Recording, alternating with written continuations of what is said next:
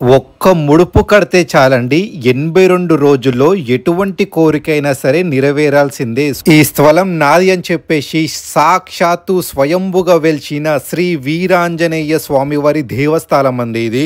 మీరు ఎన్నో చిన్నకేశవ ఆలయాలు చూసుంటారు, కానీ ఇది ఆంజనేయ శివాలయం అండి. మొట్టమొదటి ఆలయం. ఇలాంటి ఆలయం ఎక్కడ చూసుండబోరు. రామాలయంతో పాటు చాలా మందికి నవగ్రహాల దోషాలుంటాయి, అవన్నీ ఇక్కడ మొట్టుమాయమైపోతాయండి.